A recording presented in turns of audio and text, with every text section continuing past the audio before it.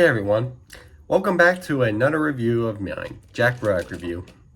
For today's Jack Ruddock Review, let's take a look at a movie that came out about a month ago and I have not reviewed until now because I never got a chance to watch it until now. Why? Is it because I had no interest in it? No. Well, no, I had interest, but there were lots of movies coming out this summer, I have to go one at a time. For the summer, I had so much to watch. Gotta see 28 Years Later. I gotta see Superman. I gotta see Jurassic World. I gotta see F1. I gotta see everything. So I finally got the chance to watch it this week, and I was lucky it was still playing in theaters, despite the fact that it's been out for a while and hasn't been performing as well. Of course, talking about Pixar's newest hit. Not hit, I'm mixing up. Pixar's newest animated film, Elio. Yes, this movie, as we all know, is Pixar's newest film that hasn't been performing too well at the box office. Some argue it's because it's not really a sequel for much, meaning that Pixar wouldn't market it as well. However, honestly, I just think people are being too harsh with it. Come on, then. How do we want a movie to be marketed? I've seen this movie be played on TV a lot. Like, there's been tons of TV spots for it. I've seen some cool Happy Meal toys for it. They've sold some nice toys in general for it, so, I don't know what you want. Yeah, true, this movie hasn't been used for popcorn buckets or anything like that, but it's just a movie. We don't need to be shoved with it. I know Disney likes to shove movies at us, but is that something we want to root for? We all knew this movie was coming out, so do people have to ignore it? Is there a reason for that? I don't know. Let's just move on with the review. Me being a huge Pixar fanatic and still being a huge Pixar fanatic despite its ups and downs, I, of course, wanted to see this movie.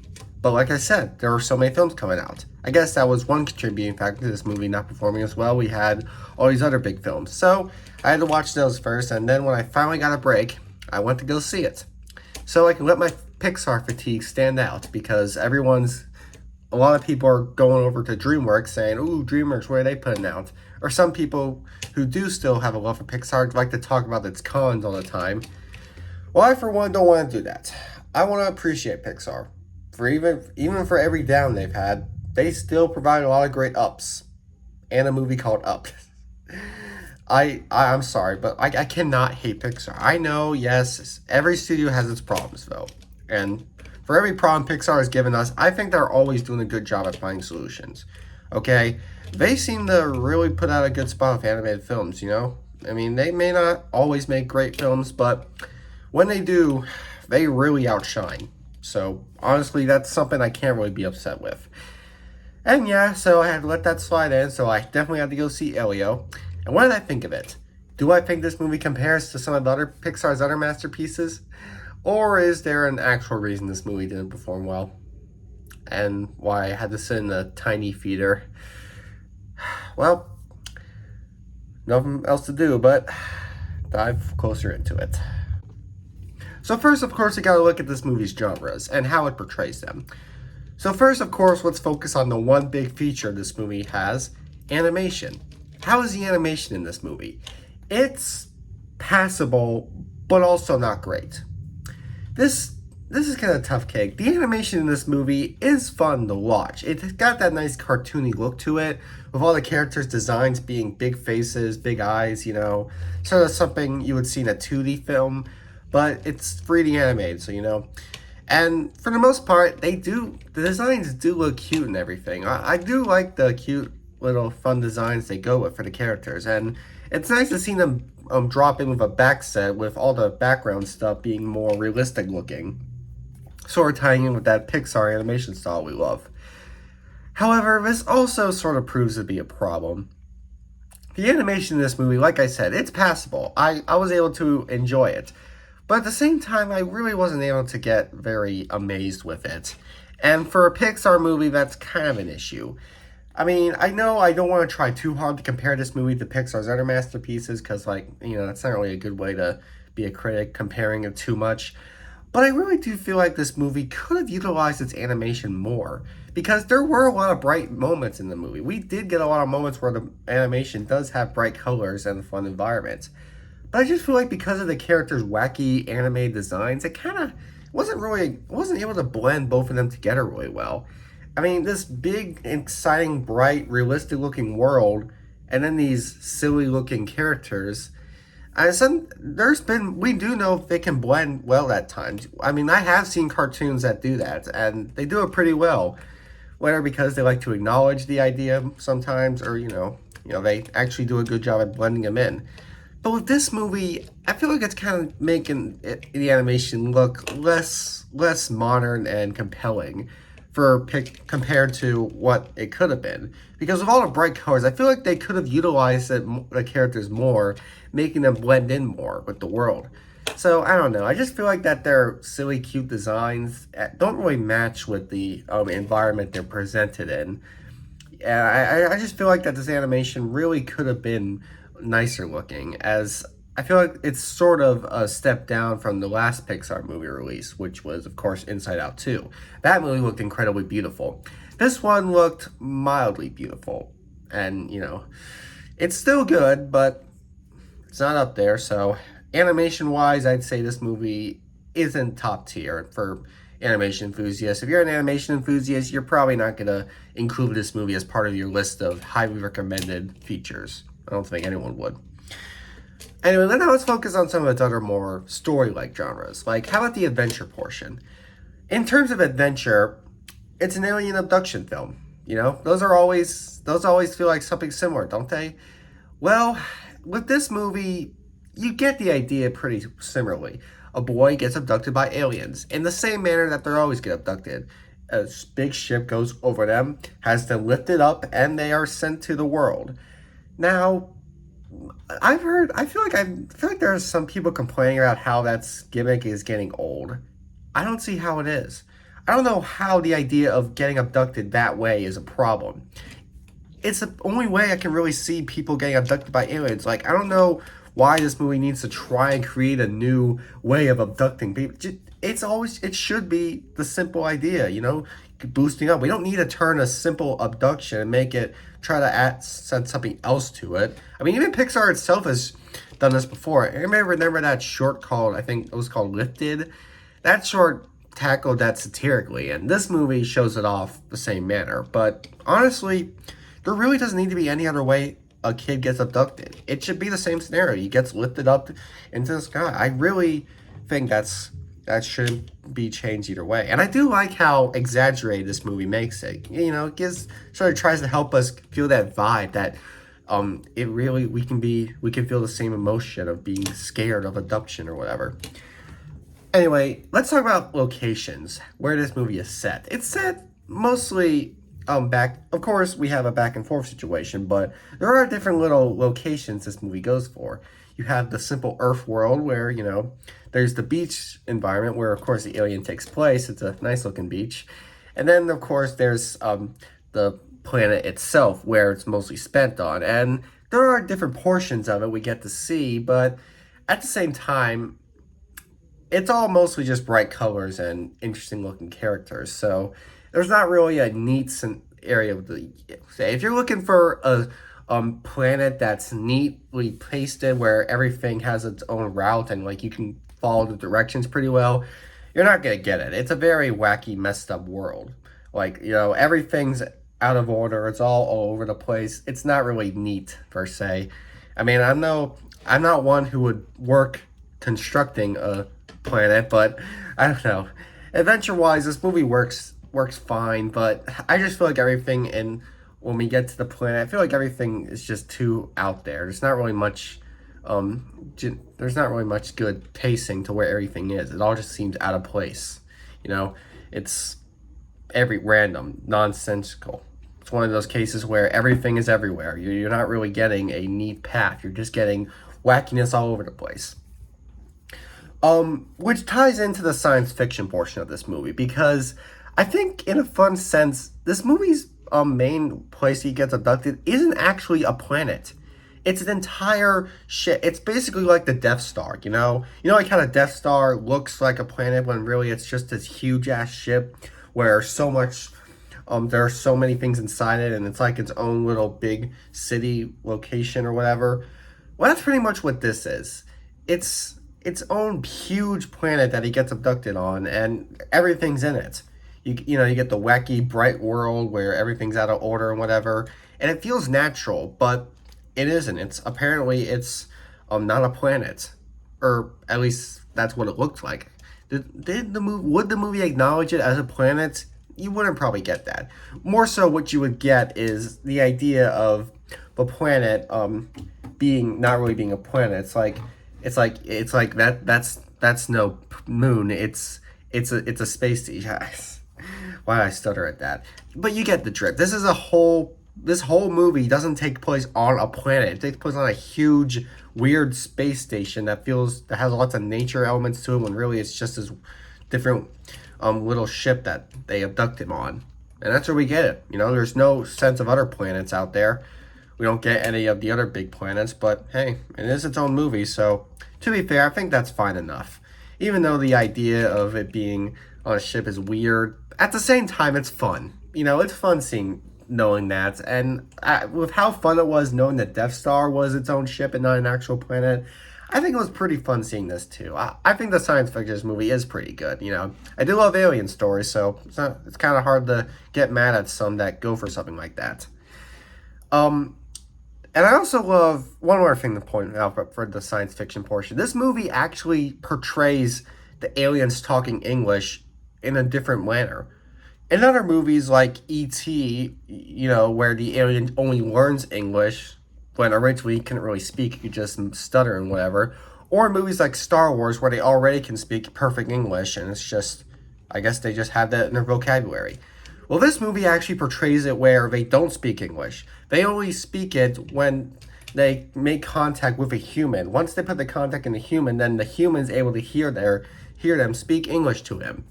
I think that's a pretty clever way to put it out. They don't just have it where they immediately can speak English. Oh, look at, like now he understands them. No, they actually acknowledge how they're just aliens who make noises that he can't understand. But when they touch him, not like that. No, they like do this, the ET thing. Then he's able to understand them. I like that. I like that the movie was able to pull it like that. So yeah, science fiction wise, this movie works pretty well with it. What about drama? The drama in this movie is good, but also nothing special. What I mean by that is there aren't any moments in this movie that'll make you tear up. Okay, there's no opening of Up moments. There's no Bing Bong's death moments. There's no So Long Partner moments. You know what I mean? This movie's drama is minor, but at the same time, it's also really good. It's kind of hard to believe that. What I mean is that in terms of emotional moments, it's minor. The main emotion in this movie is that our protagonist boy has no parents. They were killed in an alleyway by a random robber, and then he took vengeance or what. Okay, that's not what happened. But we don't know what happened to his parents. The movie never really explained how his parents died. We just know that they did. I guess that's Pixar taking their next route into emotion, showing a kid whose parents died. I mean, it would have been nice to maybe get a little explanation on how they died, but no, that I guess that's too much. This movie needs to be child friendly enough, I guess, or whatever. But anyway, yeah, his parents are dead. That's drama, and the drama focuses on him having to taken into custody by his aunt who works for the military, and essentially it's all family situation where he doesn't want to be with his aunt. He hates her. Goes to see the aliens, befriends all of them. They have the cute moments, and then he returns to Earth and reunites in a happy manner. That's what happens. So you think because this movie doesn't have any tear-jerking moments, debatably, you think that means that I'm gonna give this drama a bad rep for that. But no, I give it a pass because even though there's no moments that make me tear up, there's no moments that make me frustrate either. Because this movie does have sort of those scenarios. Like, the movie does have the whole Elio being a little shit moment in the beginning where he's too obsessed with meeting aliens that he kind of causes a ruckus and ruins his aunt's life. But that's not portrayed horribly. I mean, yeah, you do sort of get the anger and vibe they feel, but you're not totally annoyed with everything.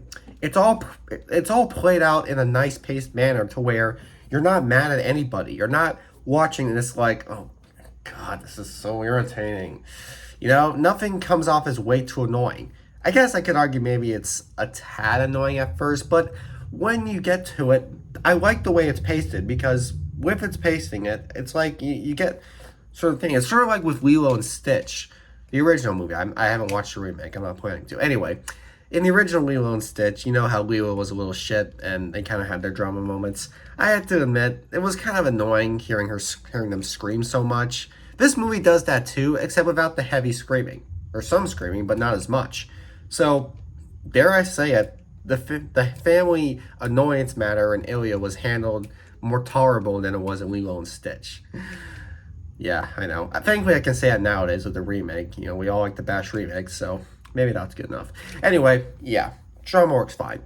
Now, and then there's also the liar reveal situation. We all know how annoying that twist can be in films, the liar reveal problem. Yeah, a lot of anime movies do that, and they can get pretty annoying. But this movie handles it really well. How it works is the aliens think that this boy is the leader of Earth, and he's like, "Yeah, I'm leader of Earth. I'm leader," and they go the whole movie trusting him. But then at one point, they eventually find out he's not leader, so they send him back. And you think that maybe this would be a whole, he would have to spend so long in this movie coping with being lying to everyone, thinking about his mistakes, and the aliens being mad at him. And when he finally returns, they're like, "Oh, I hate you. I don't trust you anymore." But no, the irritation and upsetness only lasts very briefly. They immediately, it's just like, you lied to us, go back to Earth. Then he leaves. Then he reunites with his aunt, which also sort of follows a liar reveal as well, with them cloning him to have a clone come back to Earth, and the clone ends up being better handled than him.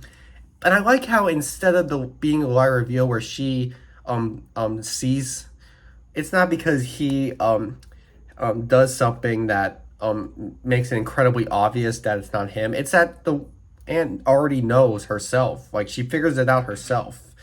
I mean, and like, they even reunite to it. It's not like the alien turns against her when she finds out. No, they have they share the reuniting moment, and when the real Elio returns, it's like they actually reunite happily. It's not like, "You lied to me, I hate you." No, they just happily hug each other. So yeah, I think the drama in this movie works really well. Again, it's not up there with other amazing Pixar drama, but on its own, I applaud it for handling its drama nicely and not going too annoying. Now, speaking of which, let's also talk about the moral of this movie, how it works as a family film.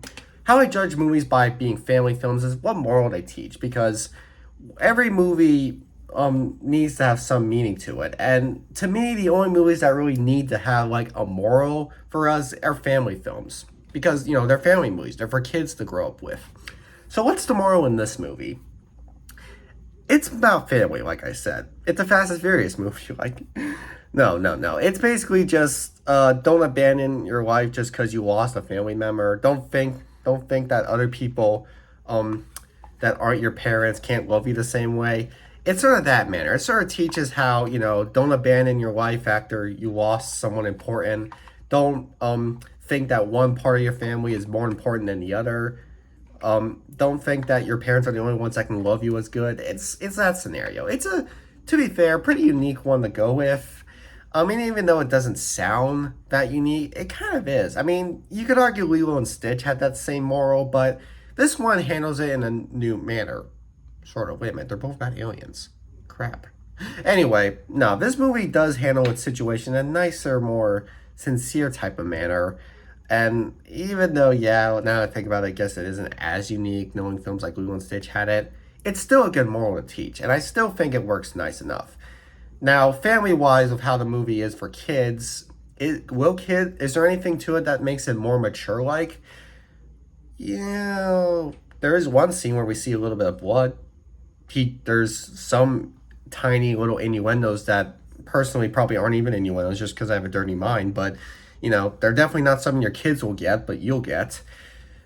But compared to, let's say, Up, Wall-E, or Turning Red even, it's not up there. It's a simple kids film. There's nothing that will be too disturbing, which on one hand does kind of suck. We do like seeing how mature a kids movie can get, but I'm not offended. I honestly I do like it when I get to see a simple kids movie once in a while. As I grow older, I do like to see the simple life of kids films, not something that tries to grow with myself. I'm just trying to see what the kids are there for. Trying to see what I can show my kids if I do ever have one, God forbid. But yes, family wise, the movie is passable. It's decent.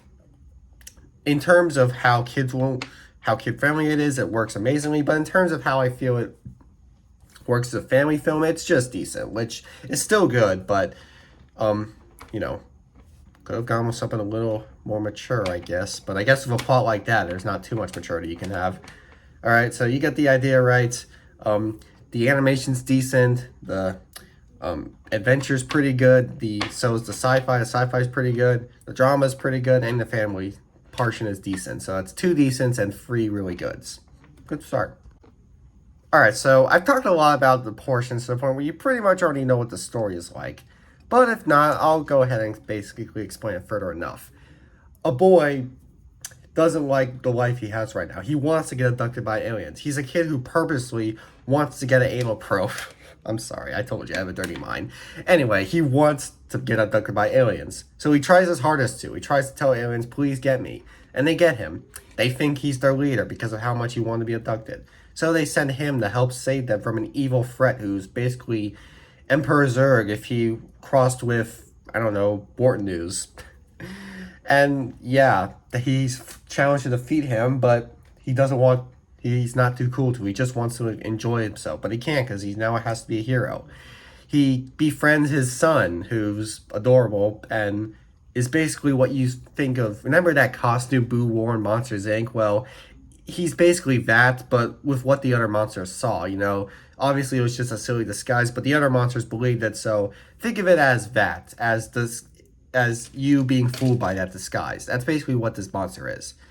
I don't bother it too much though. It's cute. It's a cute character. They become friends. Hooray! They try to work together to stop him. Just make sure he doesn't do this, but it don't work. Gets more situational, but and the movie follows forward him as his family and him on Earth. It's an alien story, and we have seen alien stories that are sort of like this, but this movie does go for a different route in terms of how everything's played out. In other alien abduction stories, it's the idea of a person gets abducted against their will, and they're sent to be tested by aliens, or either in some cases can befriend them. There's not many cases where a movie abducts aliens and shows much of it. I think there's been like 1 or 2 alien movies I know of that do go for the route of making the aliens cute and helpful to the humans. But other than that, all the other alien abduction films portray the aliens as messed up. That's what it is. Now, with this movie, it's fun to take a new route with it being that the boy wants to get abducted purposefully. Kind of adding into that little sense of humor with the character. But other than that, what else is there going for it? It tackles family because he's raised by his aunt who works for the military, and working for the military, obviously the connection with the aliens, but she can't handle how annoying the kid is because he's so addicted to being abducted that he keeps causing a nuisance to her job. So she sends him away to camp, and that's where he gets abducted. Then he gets cloned, and she works with that clone. That clone proves to be more works better than him. He's hardworking, he's nice, and it's like, damn, how crazy. I'm just going bashing about the story at this point. I pretty much explained enough about it. What do I think of the story overall? It's pretty good. I am actually impressed with how unique the story was handled in this movie.